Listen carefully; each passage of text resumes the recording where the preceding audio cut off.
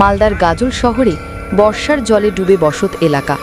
জলমগ্ন হয়ে পড়েছে একের পর এক ঘরবাড়ি।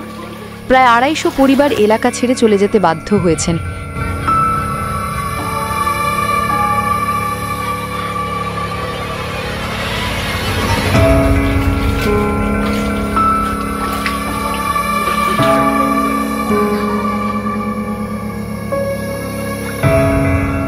এমএলএ পঞ্চায়েত সবাইকে জানানো হয়েছে, আমাদের কোনো ব্যবস্থা নিচ্ছে না। ভোটের সময় আসছে দিদি বৌদি ভোট দিন, এবার আমরা মনস্থ করেছি কাউকে ভোট দিব না। এবার আমরা যদি জলে মরেই যাই তো ভোট দিব কাকে?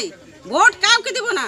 এক কোমর জল, জলের মধ্যে দিয়ে আমরা যাওয়া আসা করছি, ছেলে মেয়েকে স্কুলে দিয়ে আসছি, পরীক্ষা চলছে, না গেলেও হবে না। এলাকাবাসীদের ক্ষোভের মুখে প্রতিশ্রুতি দিয়েছেন বিধায়ক। জল নিকাশি নিয়ে রাস্তা অবরোধ বা তাদের যে দাবি সেটা সম্পূর্ণ ন্যায্য দাবি, কারণ এই সমস্যা আজকের সমস্যা নয়, বহুদিনের সমস্যা।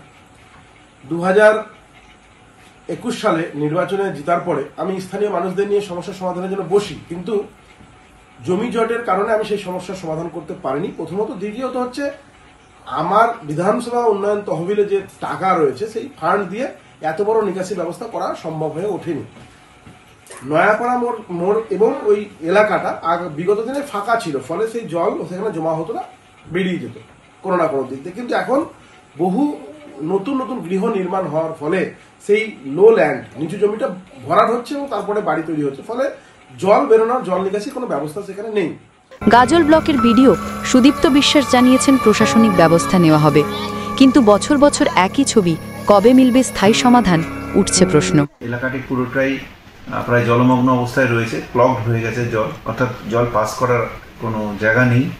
আমাদের তরফ থেকেও খুব আপাতকালীন ব্যবস্থা করে ওখানে আমাদের ইঞ্জিনিয়ারকে পাঠানো হয়েছে, একটা টিম গেছে আমাদের, সেই টিম গিয়ে আসুক, এসে রিপোর্ট দিক যে কী করলে ওখানে দ্রুত ব্যবস্থা নেওয়া যাবে। তারপর সেই অনুযায়ী আমরা পরিস্থিতি অনুযায়ী আমরা সেইটার ব্যবস্থা নেওয়ার, প্রশাসনিক ব্যবস্থা নেব ওখানে।